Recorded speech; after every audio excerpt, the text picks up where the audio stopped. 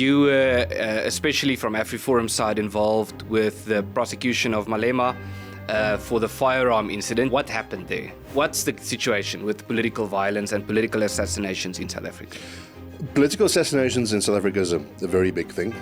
It happens frequently. What do you think in terms of what happened with Nathi Mthethwa? I think it's very suspicious. I don't think high-profile individuals like that tend to fall from the 22nd story of hotels quite frequently. The Zondo Commission. I mean, I think close to 100 ANC officials were implicated in that report. Nothing's happened. No one's been Hundreds of recommendations came from that commission, and they were. The Marikana Commission. What happened to that? There was the Arms Deal Commission. What happened to that? So it's an illusion. It's a political tool, unfortunately. And if we don't see prosecutions that come from this, then there's no point. So I saw some people on social media remark that even though this is good, the question remains if it would have taken that long if it was just an ordinary member of the public. If you or I had done that, would it also have taken that long? That's exactly the point. If it was you or I, we would have already finished serving our prison sentence. Yeah. That's what it comes down to.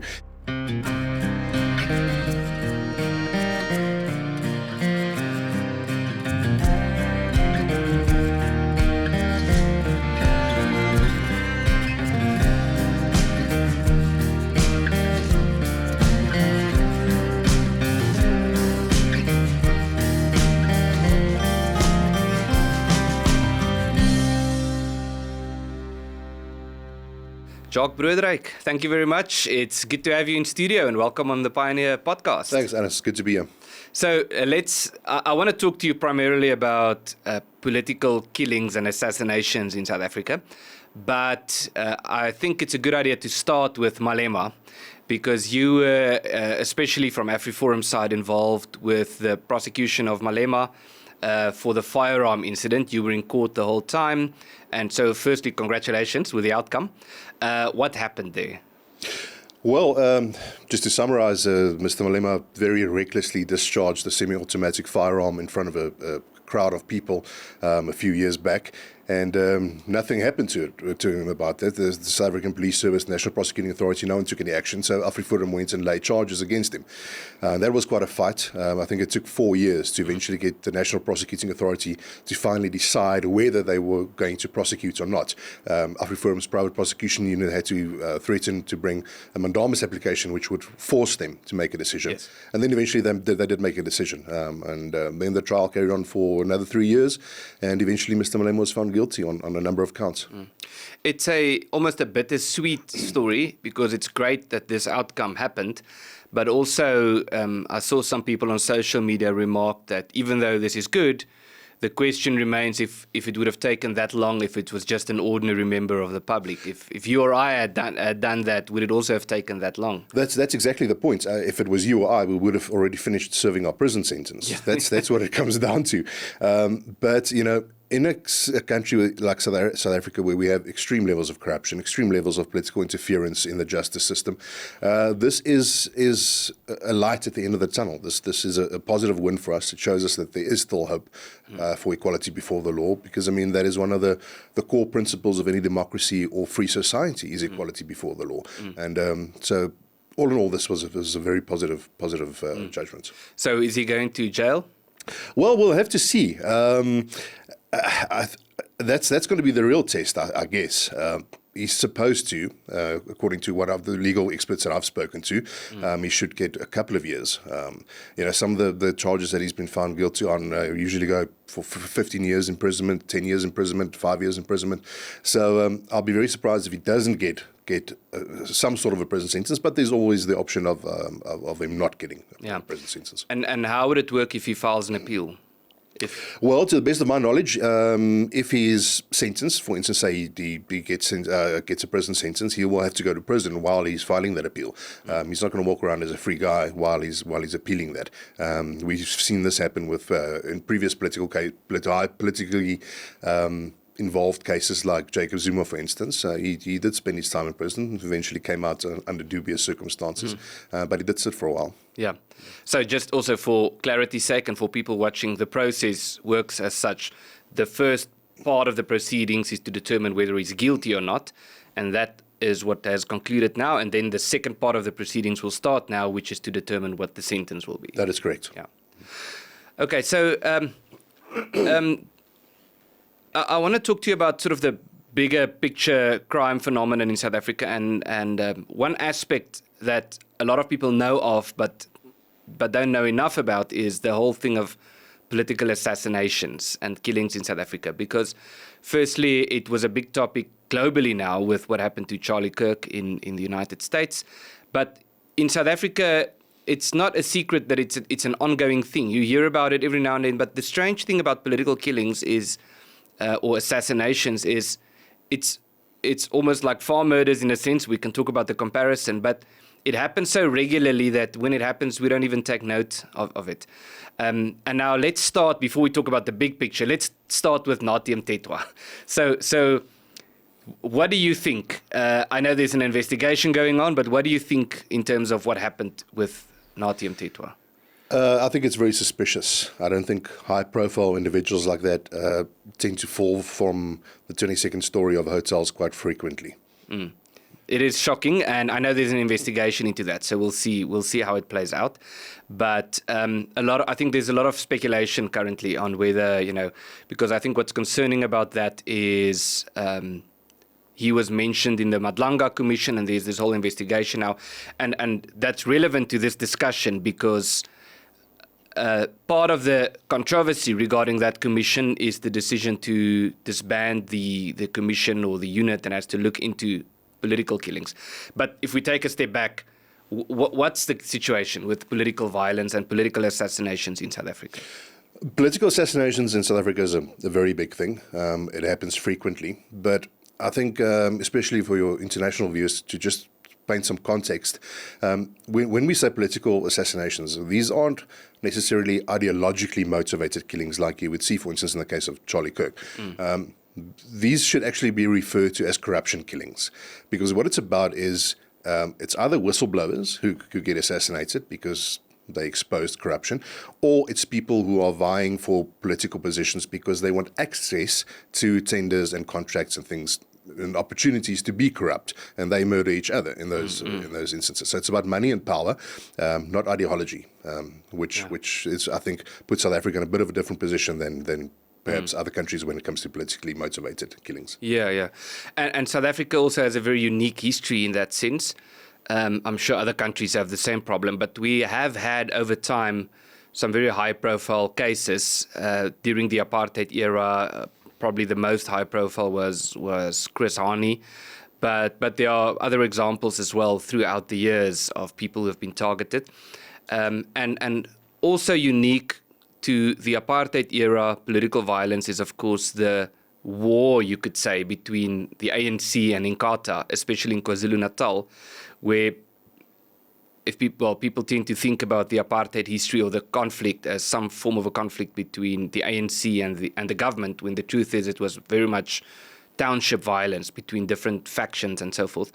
And so because of the fact that KwaZulu-Natal is more sort of a Zulu area, and that's sort of Inkatha is predominantly a Zulu party, that partly explains why the violence has always been so bad in KwaZulu-Natal. Is it still a phenomenon that is unique to KwaZulu-Natal? It's not unique to KwaZulu-Natal, but it's definitely one of the hotspots. To give you an idea, I think in 2023, there were 31 politically motivated killings in South Africa. 19 of those were in KwaZulu-Natal, and those were 19 ward councillors, so grassroots level politicians that were taken out or took each other out, vying for positions and contracts in various things. So it's definitely still a hotspot. We also know that a lot of these, the hitmen in South Africa, who either do work for criminal syndicates, for the taxi industry, or who are involved in these political assassinations, come from KwaZulu-Natal. There's a history of hitmen being trained and activated from KwaZulu-Natal. Also political riots, in political violence in general, including riots and so forth. Yes, of course. Yeah. And we've seen that not too long ago. The province was burning. But, it's interesting, in the security industry, there are also rumors of generational hitmen from KwaZulu-Natal, whose grandfather was a hitman, the father was a hitman, the son is a hitman. And rumors that I've heard is that some of these kids get born in the rural areas, and the births never get registered. So they are literally ghosts, and they get trained up as hitmen. And so they have no ID documents. They don't have an ID document. There's no proof. In theory, they don't exist. They don't exist. They don't exist. So how do you trace someone like that?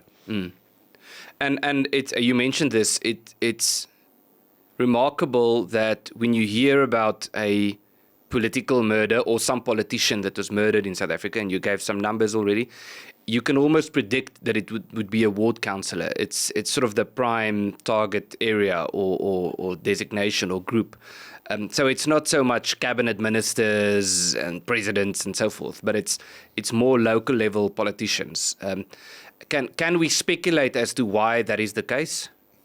I think it might be a case that it's less high profile. Look at someone like Nathi Mthethwa now.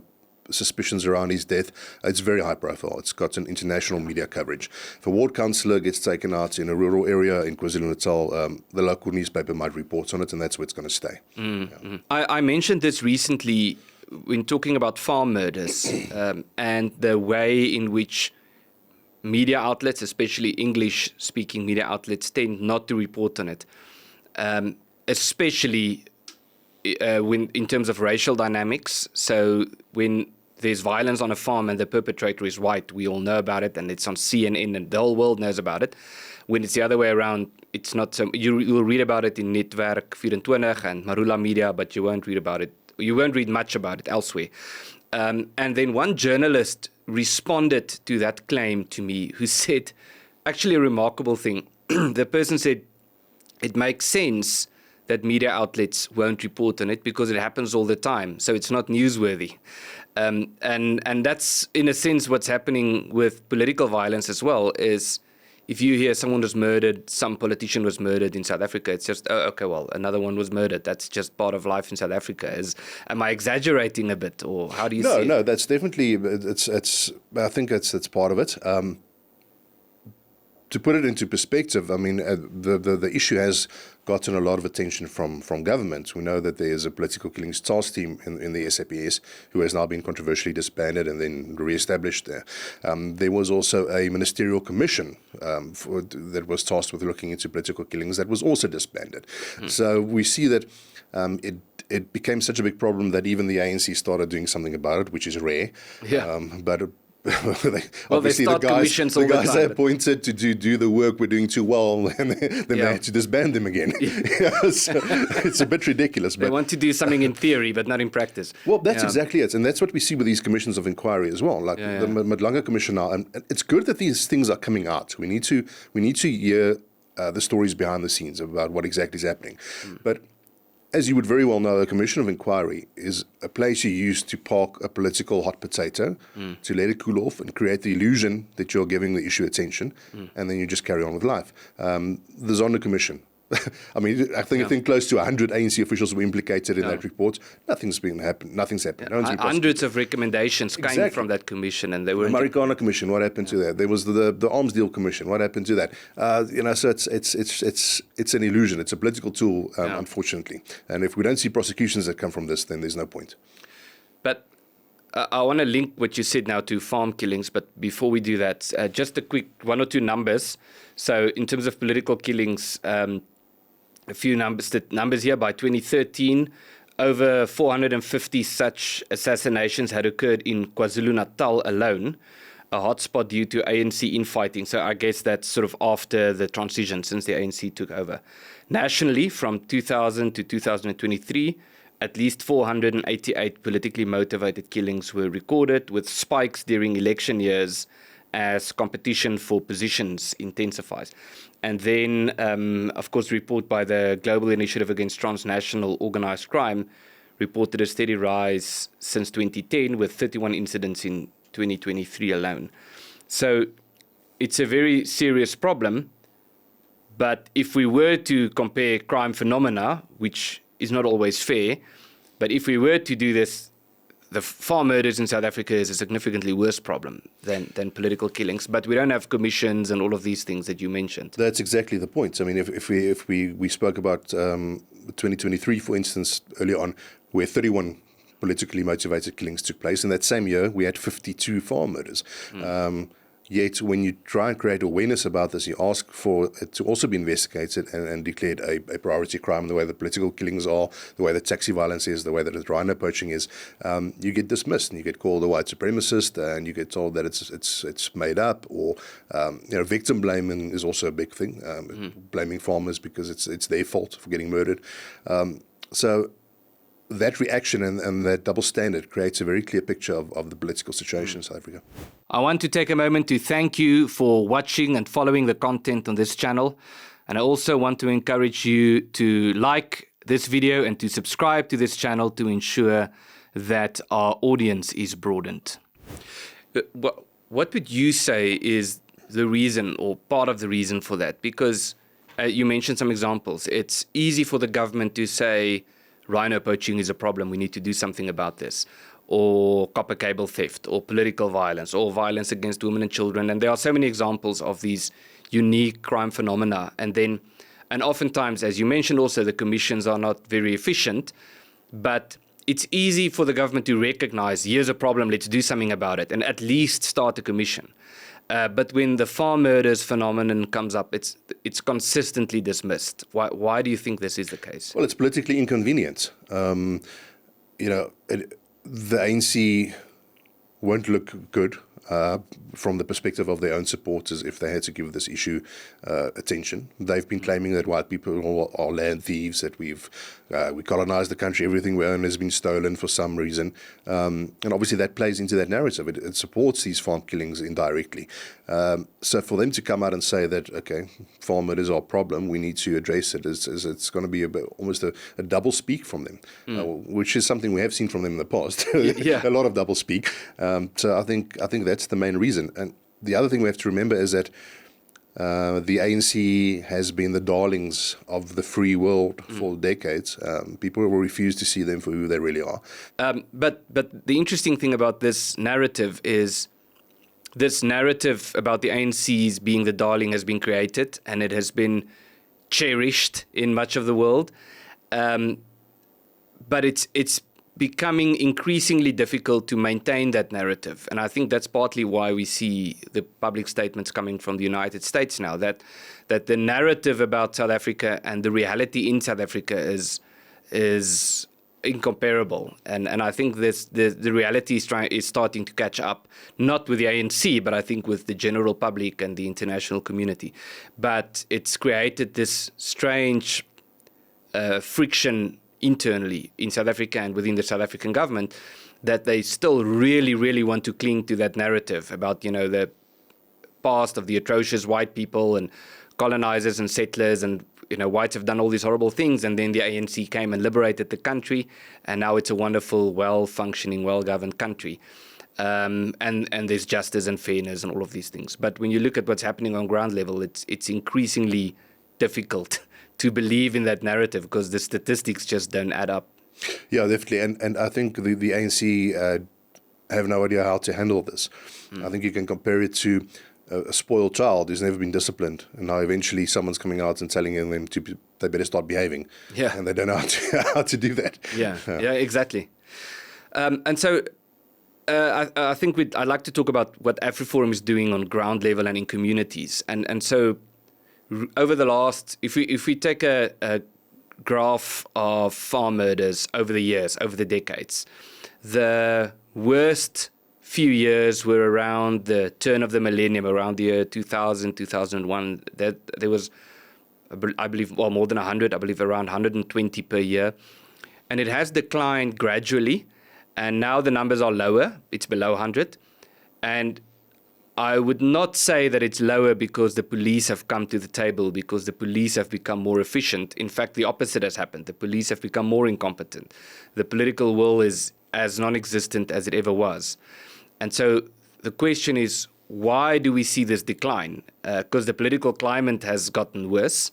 And I would venture to say that it's because communities have started to take the problem much more seriously. But what's your take on this?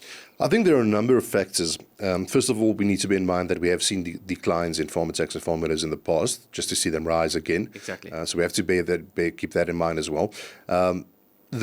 What's been interesting this year as the international spotlight has been shown on this issue, we immediately saw a decline in attacks and murders, which is very interesting, and you can also speculate why that is. It could be quite a coincidence, but I don't tend to think so.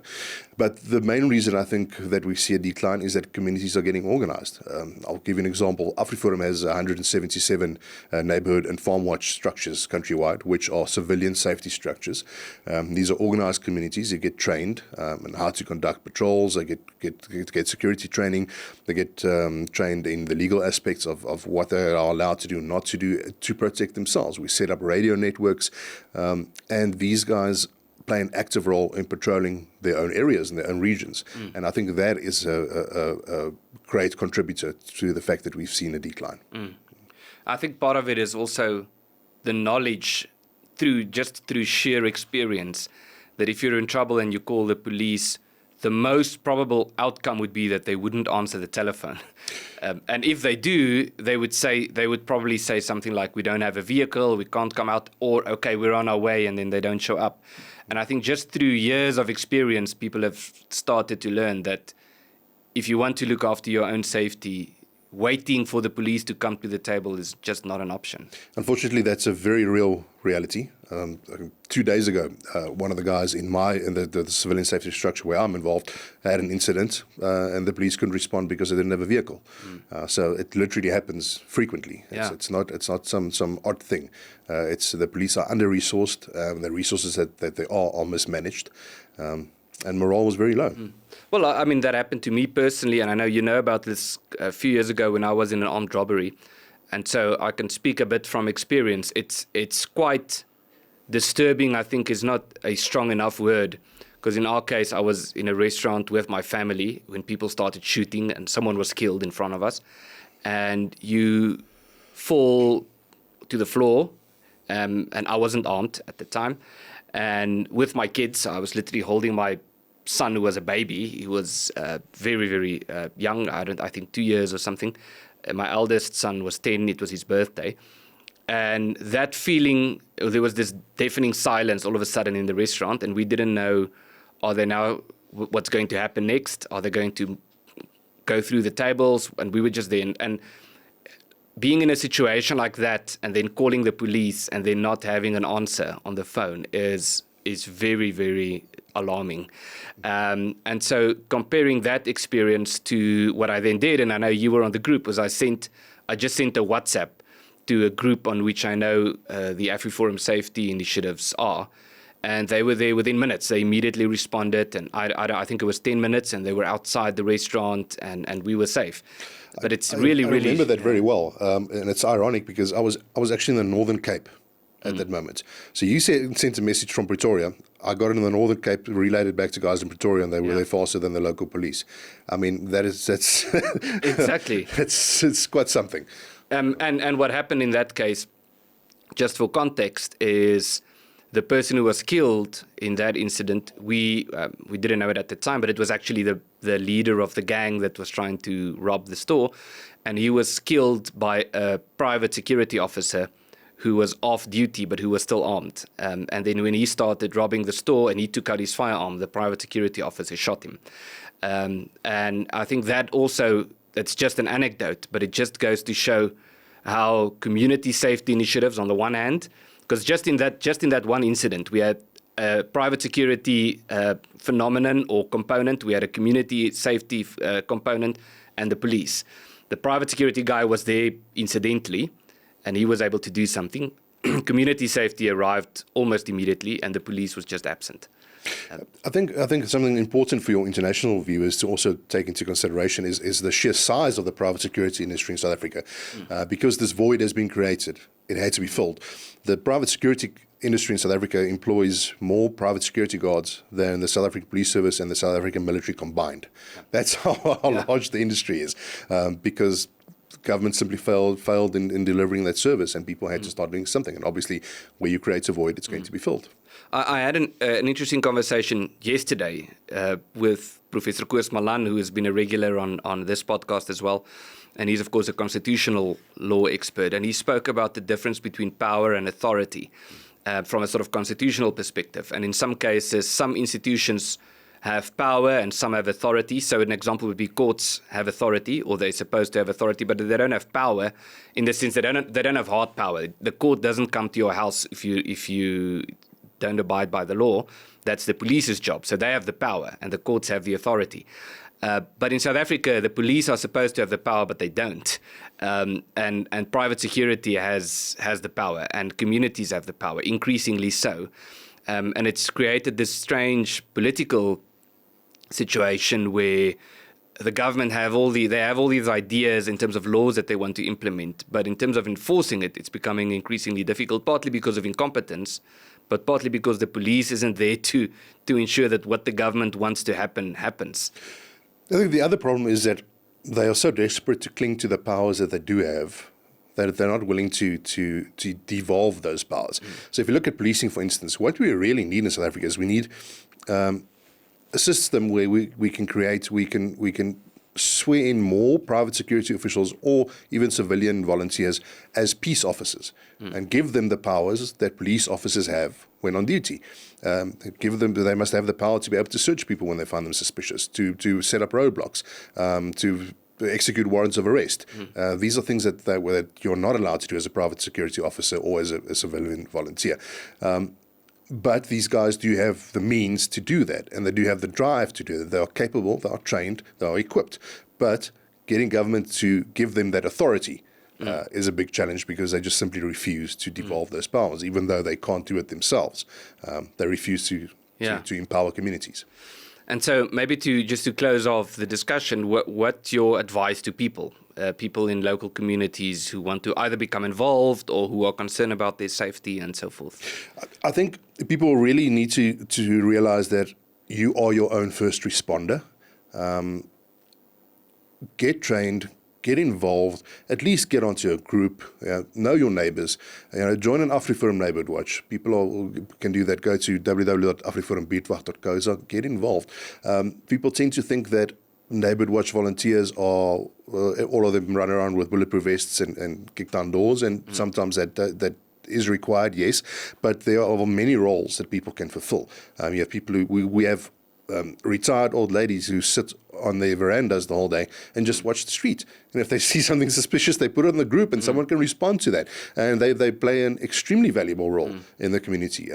So anyone can get involved, and I really encourage people to do that. I just want to add to that. I think we can easily underestimate the role that women can play and do play in terms of safety. And it's a bit of a joke at the school where my children go to, where one day there was a parent who, or we don't know if it was a parent, someone in the area of the school one morning who did something that seemed suspicious to one of the moms. And so she sent out a message on the WhatsApp groups. And it was actually quite remarkable to see. I think the message said something like, keep an eye on the school today. And then the funny thing was just how many parents, or especially moms who had kids in the school, went to the coffee shop next to the school and they were drinking coffee while watching the school. And the great thing about that is they actually have the capacity or the ability to really help. Like if there was an incident, if there was really something suspicious, they would have seen it. And so so safety is not just for big, strong men. It's also women can play a very important role as well. Most definitely. It's a community effort. Your kids also need to know what to look out for and how to respond to things. So everyone can and should get involved. Jacques Broodryk, thank you very much. Good to have you on the podcast. Thanks, Ernest. If you would like to support this channel and the work that we are doing at Lex Libertas to work toward a more sustainable and a more viable political dispensation for South Africa, I would like to encourage you to sign up as a contributor by clicking on the link in the description.